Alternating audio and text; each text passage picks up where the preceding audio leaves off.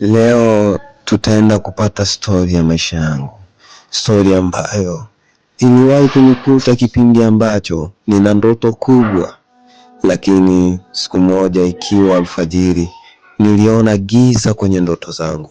Niliona ndoto zangu ni kama zimefika kwenye ukoo. Ilikuwa hivi: ikiwa majira ya asubuhi, nikiwa naendelea na shughuli zangu kama ilivyo ada, kama ilivyo kawaida, alikuja mke wangu. Baada ya kufika, pembeni yake alikuwa amemshikilia mtu ambaye inaonekana kama vile amedhoofika, akiwa amemshika vizuri na mtoto mgongoni mdogo.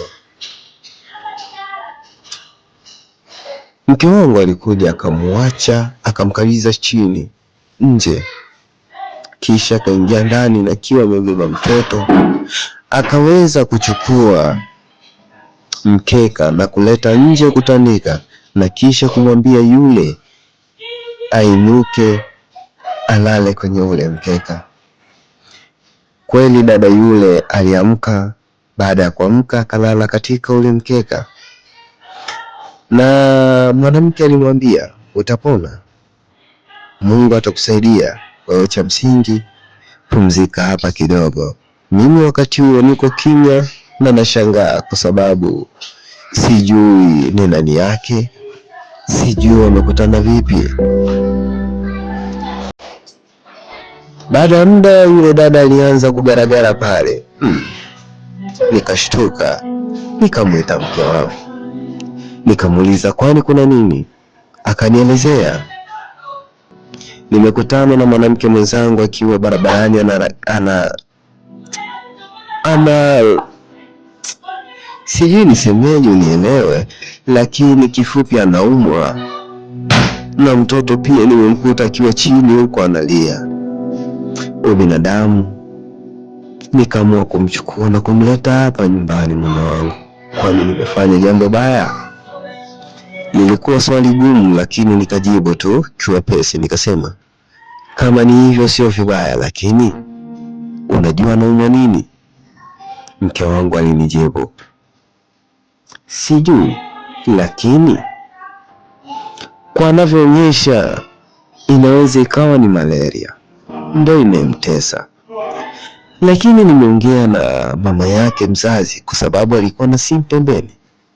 Nikamwelezea, akaniambia nimtoe barabarani, angalau nimweke sehemu yenye kivuli, ili yeye anapokuja, maana yuko njiani, amkute akiwa kwenye kivuli, aone namna ya kumsaidia mtoto wake. Nikamwambia sawa, umefanya vizuri sana mke wangu. Mwanamke akasema sawa, ngoja nikampe huyu mtoto chai, make inaonekana ana njaa ndio maana analia. Nikamwambia sawa.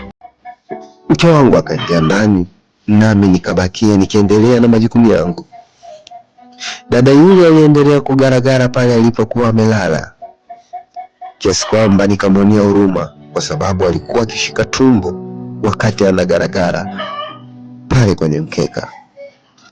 Niliamka nikaingia porini, nikachuma mitishamba michache tu, nikaponda vizuri. Baada ya kuponda nikamletea yule dada, nikamwambia chukua kikombe hichi cha dawa, maana nimeshaponda na kuiroweka, naomba unywe hichi kikombe kimoja cha dawa, na imani Mungu atakusaidia na utakuwa vizuri. Yule dada akasema sawa kaka, nitashukuru sana. Alichukua ile dawa na kuweka mdomoni na kisha akanywa. Baada ya kunywa nikamwambia lala sasa, utakuwa sawa, muda sio mrefu.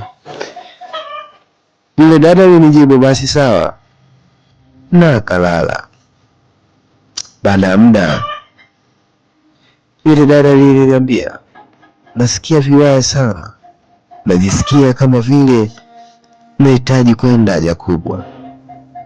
Nikamwambia sawa, unaweza ukainuka, choo ile pale mbele yangu, nenda pale. Yule dada aliinuka na kwenda chooni. Mimi nikiendelea na majukumu yangu, nikasikia kishindo